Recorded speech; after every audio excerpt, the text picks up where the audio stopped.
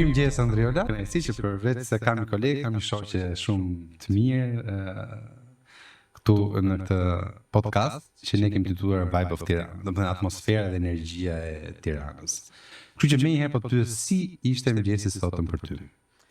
Mëngjeset për mua në fakt të gjithë mëngjeset sapo starton dita për mua janë energji dhe një ide se çfarë do bëj sot.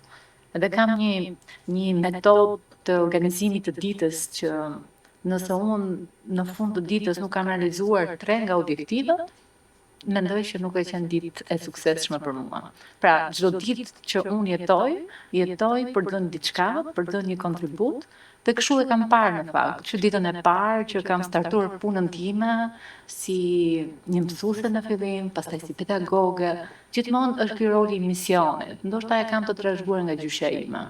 Gjyshja ime gjithmonë thonte që ne duhet japim nga vetja, sepse çdo kush që vjen në këtë botë ka një mision, dërgohet për një mision. Edhe mua kjo moto më ndjek në jetën time. Shumë e bukur. Dhe unë e di që ti ke gjithmonë mision dhe ti gjithmonë kontribon për shoqërinë. Edhe ndër kontributet e fundit dhe për mua më i bukur sepse unë vi nga arti, është dhe kjo iniciativë që tashmë po merr traditën që quhet muza, domethënë një inspirim. Çfarë të inspiruar për ta bërë muzën? Nga këto udhëtimet e mia të shpeshta, pata fatin të takoj një zonjë në komunën e Tuzit. Ishte një zonjë e moshuar në Antolja. Edhe në Antolja ishte thjesht një inspirim, por ishte edhe një grua e fortë, shumë e bukur, kurajoze, edhe ndërkohë punonte xhubletën. Edhe i them unë, si punon xhubletën? Po, thot ajo, i them po pse e veshin xhubletën ende në Tuz, Tuzi ndodhet në malin e Zi, është një komunë shqiptare, sa po e krijuar e re.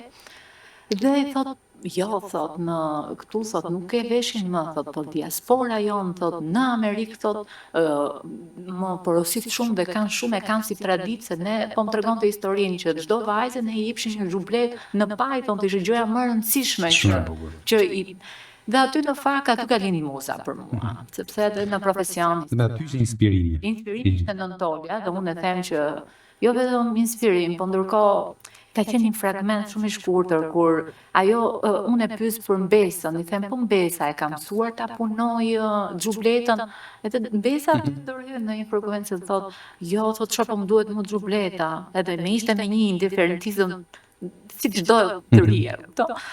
Dhe them prit se tani unë si duhet ta kthej trashëgimin kulturore një mekanizëm të dashur për kulturën popullore dhe për të rit, se si ne t'i thithim, se s'kan faje, kupton, është një gjë që absolutisht.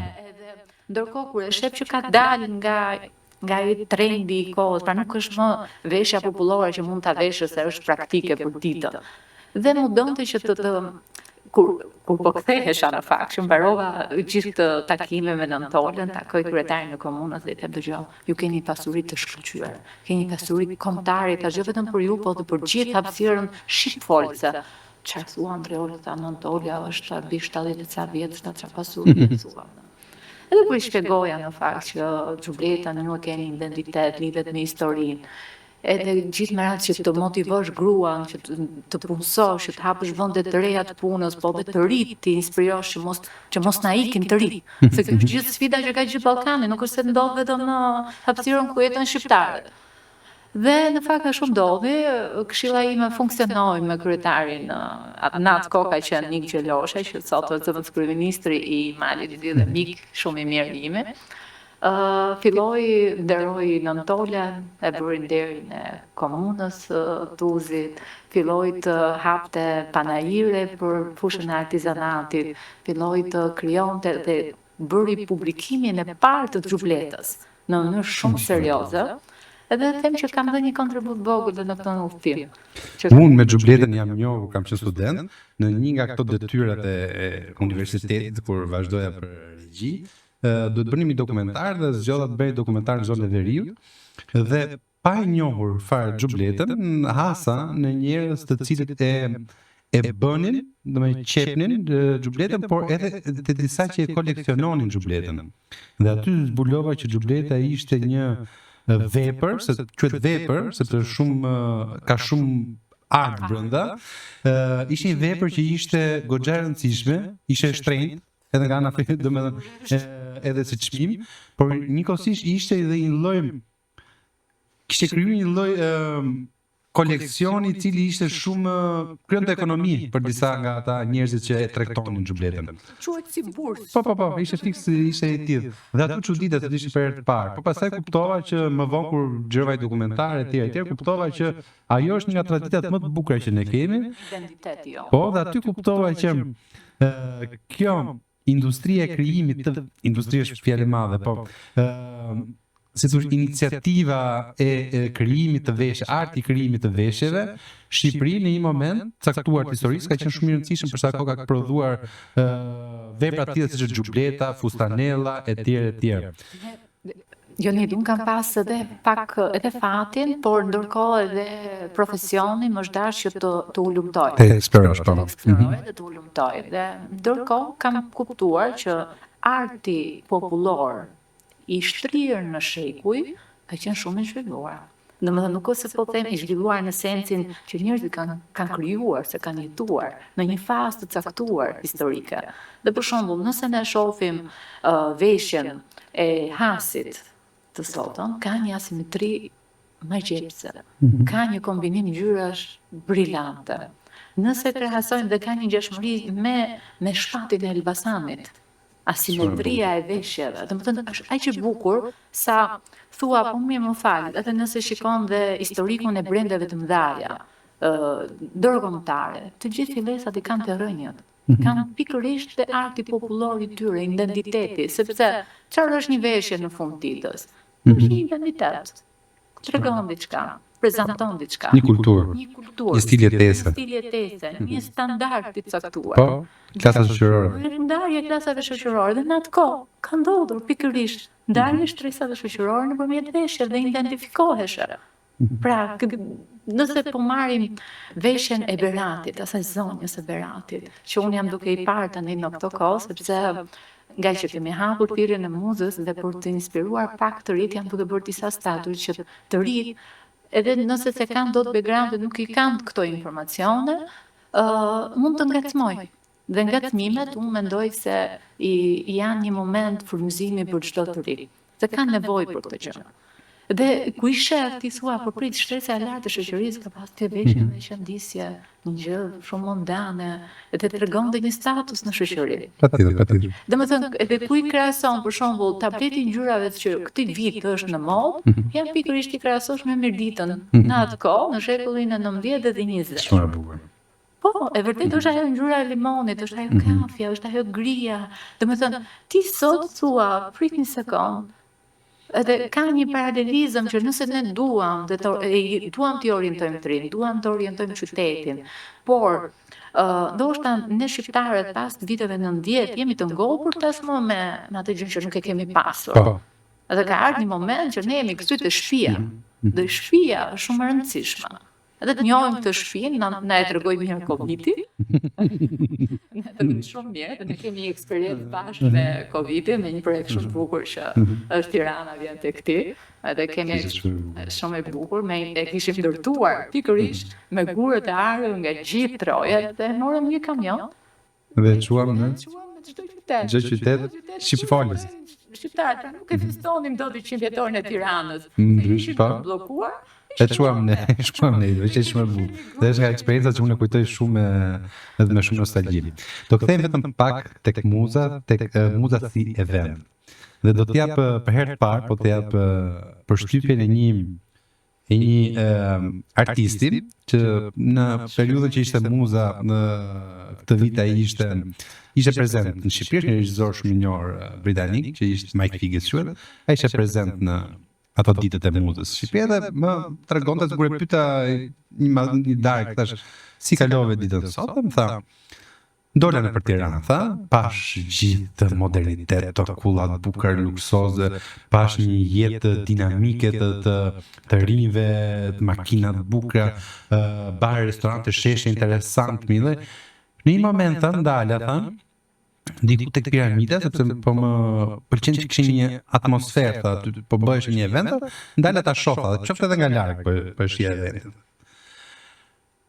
Nëse deri në atë moment po shija rrugëve veshje që ishin pothuajse njësoj si gjithë vendet e tjera të Europës, aty pash tha unë njohta për herë të parë me një stil veshjesh ose me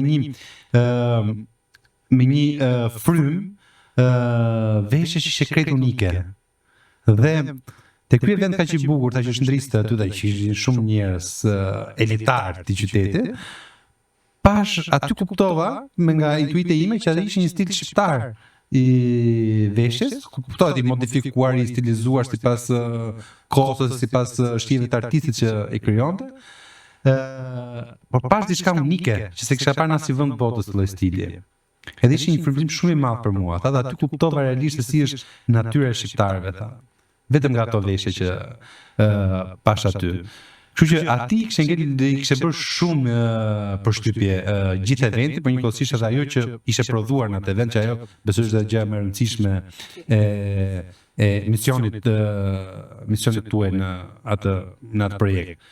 Kështu që më vjen shumë mirë që po shohim tani një prodhim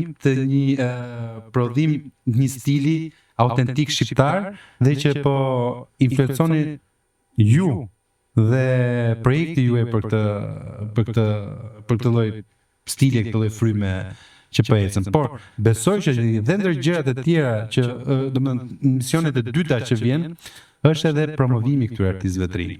Apo jo? Patjetër, jo vetëm promovimi, në fakt muza e gjithë, jo vetëm stili që sjell, po ndërkohë këtë vit do të vi pak ndryshe në logjikën e gjithë brendeve që janë gjatë në treg për të dhënë dhe për të promovuar ose për të influencuar pikërisht që këto brende të fusin elementet etnografik shqiptar.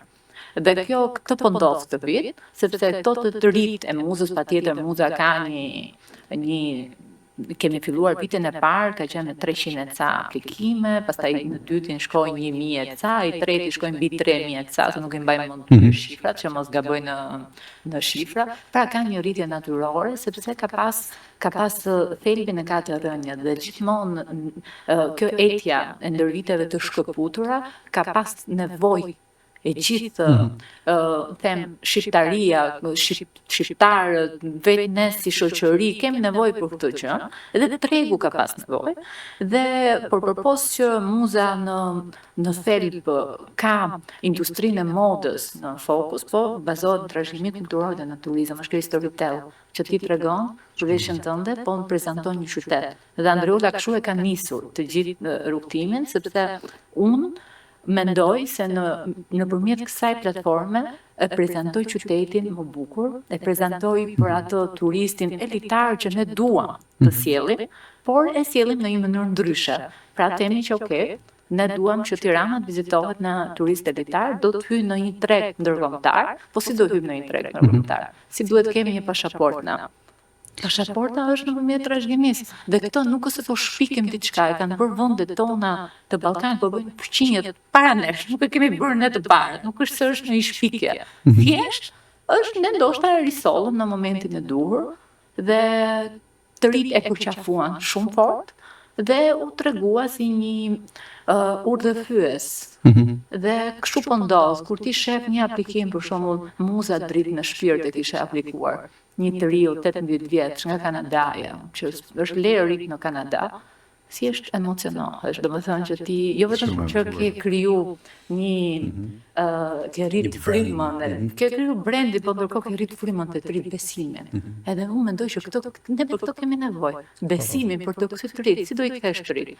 Dhe ti këto e ke ndërtuar në logjikën e turizmit, trashëgimisë, identitetit, po ndërkohë ke marrë dhe një juri, edhe personazhe shumë të dashur që kanë dhënë kontribut dhe janë personazhe ndërkombëtar, që në çdo fushë të tyre kanë një kontribut të çmuar. Dhe nëse ti je i drejtë me triun, beso këtë ma ka treguar puna, patjetër që i riu të përqafon, beson, dhe të jep shumë nga vetja, dhe jo të gjithë, ne po themi, po flasim për 3000 e ca vitin e tretë, por vetëm 10 ishin.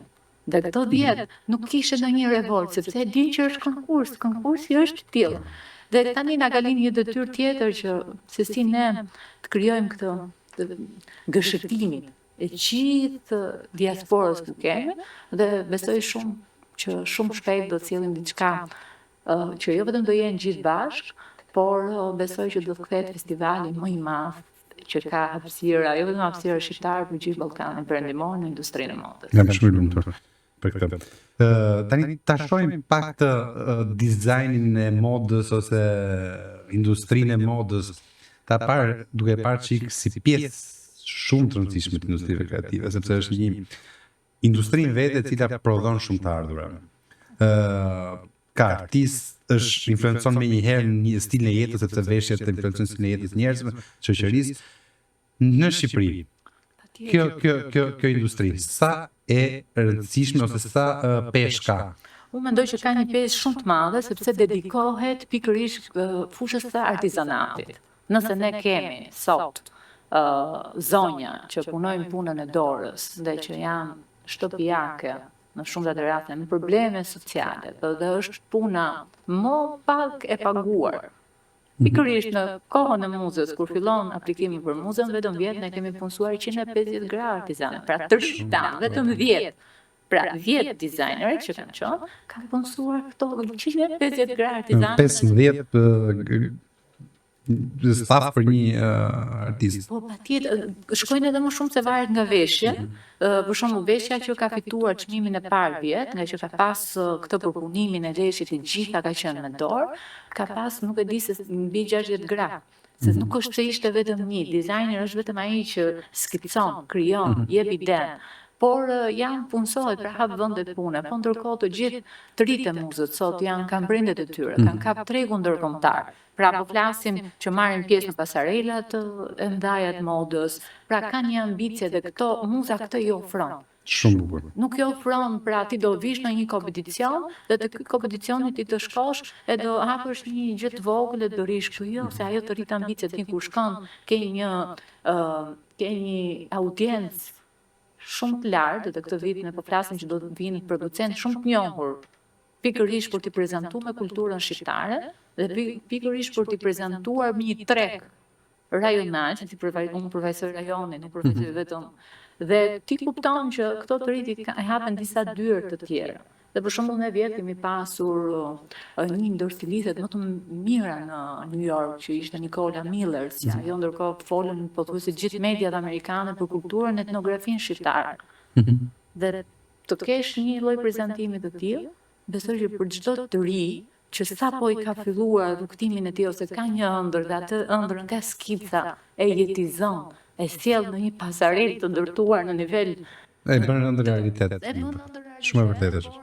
I jep i rrit një standard dhe është e vështirë ku ke një standard të lartë të rikthehesh në një gjë minimaliste.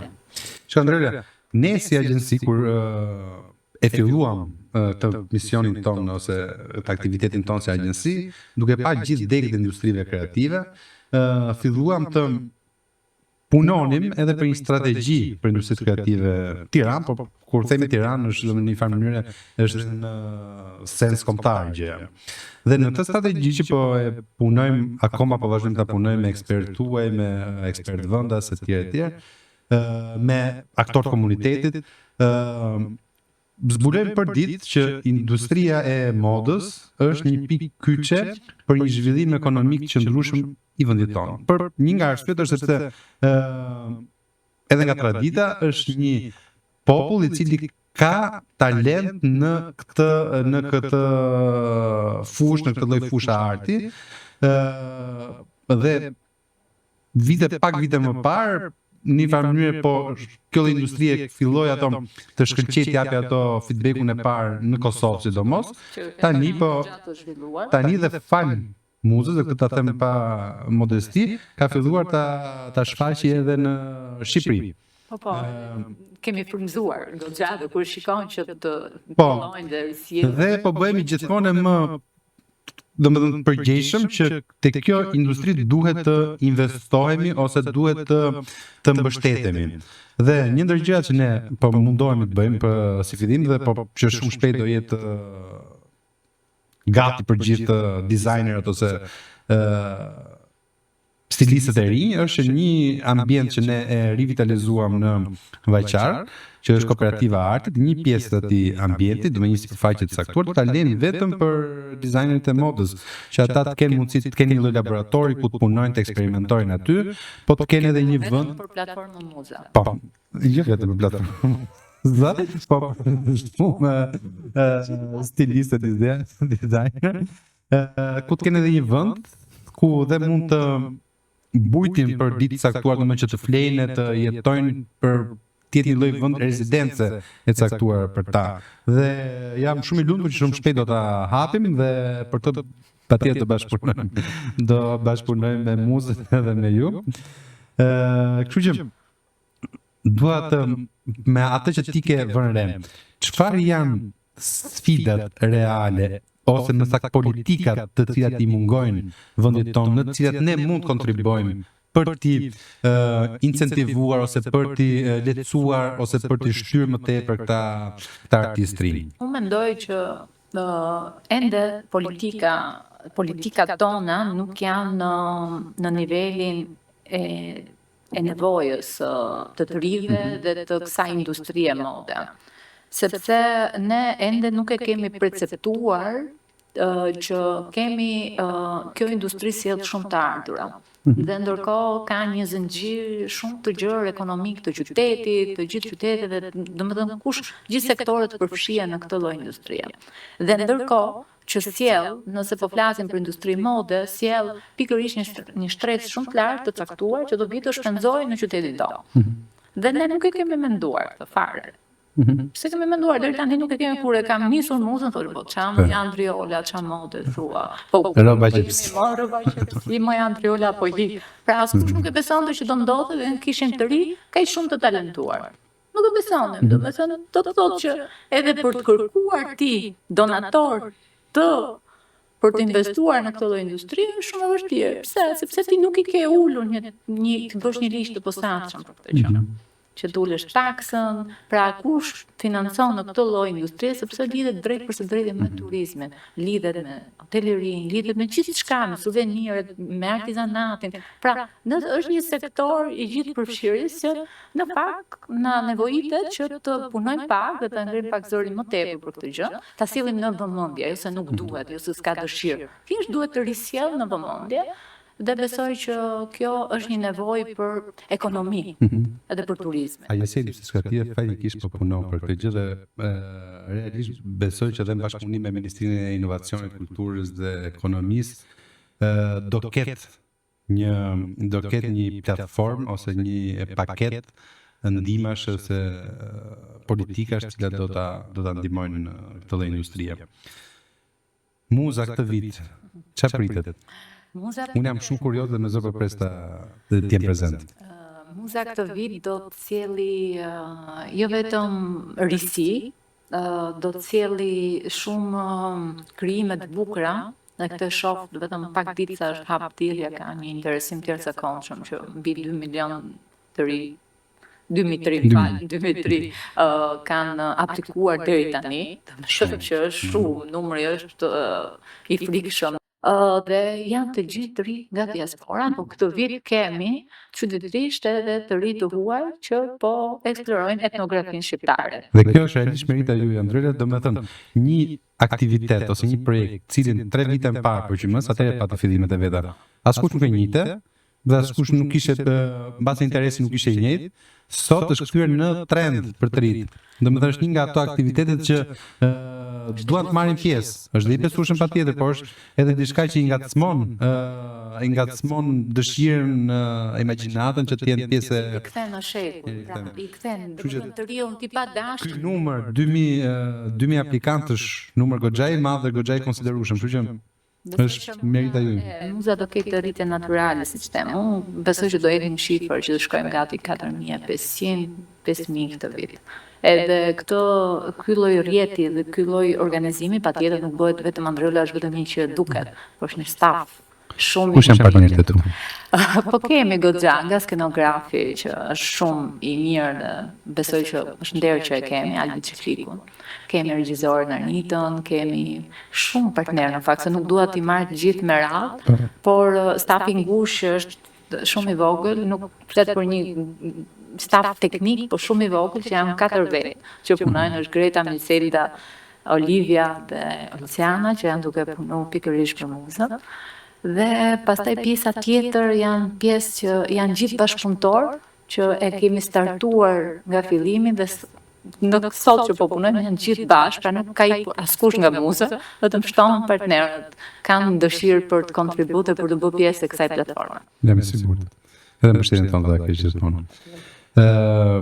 Siç e mbyll me të gjithë ftuarit e mi në këtë studio, mbyll me një pyetje që më tepër tenton të ngacmoj pak imagjinatën.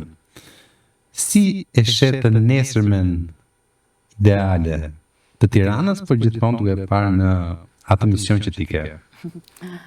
E nesëmja në vizion dhe në optikën e Andriolës është të këtej besoj që kem javën e modës të bazuar në etnografinë shqiptare, besoj që do realizohet këtë gjë, edhe besoj që gjithë disa vëndet të shesit Tiranës, pra gjithë Tirana të kthehet në këtë pjesë industrie, ku promovohen, jipet mundësi shumë qyteteve të vogla që nuk kanë dot mundësi, nuk kanë dot zërin dhe fuqinë e Tiranës, nga dhe besoj që Tirana jo vetëm të kthehet për këto qytetet e vogla, po të kthehet dhe për qytetet evropiane dhe për qytetet e mëdha ndërkombëtare të jenë pjesë e kësaj industrie, sepse ne kemi nevojë për këtë industri, sepse edhe turizmi është në pikun e tij. Edhe besoj që 10 vitet që vijnë na presin një zhvillim shumë i madh dhe nëse na ikën ky moment nuk besoj se nuk na vjen më, e kupton, dhe ne duhet të ecim me ritmin. Është një ritëm që ne duhet ta kapim. Dhe kështu e shoh Andriola Tiranën, e shoh me një zhvillim shumë të madh. Besoj që Tirana deri tani ka ndryshuar, zhvilluar një punë e madhe, realizuar me shumë dashuri, por ende kemi punë. Dhe ne besoj që nëse secili nga ne t'japi kontributin e vet, do të kemi një të ardhme më të mirë, edhe pse ka sfida gjithmonë, sfidat janë edhe për qytetin, por edhe për shoqërinë, edhe për politikën, edhe për artin, edhe për krijimtarinë, gjithë kanë, se është një rreth zinxhir. Në këtë rreth, në këtë zinxhir, nevojitet për t'i parë gjërat me një optikë pozitive. Edhe unë e besoj këtë moto dhe besoj që Tirana në vizionin e Andriolit dhe në optikën e të nesmes do jetë e bukur, do jetë kreative, do jetë mundësi, edhe do jetë një qytet që tashmë është një qytet ndërkombëtar, ka hyrë në hartën e çdo vendi, pra ti kur shkon edhe kur je duke udhëtuar. E ndjen sepse ai, për shembull, një rast isha duke udhëtuar për Venecia dhe polici që kontonte kontrollin e pasaportës, isha në Tiranë, sa bukur, isha qenë te piramida, isha qenë këtu. Pra, domethënë ti e që tani je një identifikuar po. Ke respekt, domethënë sa bukur ishte, ushqimi fantastik. Domethënë çdo gjë, kam qenë në film. Thjesht të shtojmë elementet tani për ta bërë akoma më atraktiv. Dhe për të sjell atë stresën e lartë të shoqërisë. Sepse është fiks dhe një ndër misionet ne shqiptarëve që jemi mirëpritës, domethënë është kemi natyrë, kemi genetike. Kështu që turizmin e kemi pjesë të ADN-s tonë për ta mirëpritjen. Unë jam shumë dakord me çdo gjë që sapo the dhe mendoj, pa dashur të bëjmë shumë poetik, mendoj që sa më tepër muzat kemi frymëzuese në këtë qytet, po dhe në këtë vend, aq më tepër misioni jon do jetë më i lehtë dhe më i bukur për të kontribuar çdo ditë. Shumë vërtet, shumë vërtet. Kështu që të falenderoj që ishe te ky podcast.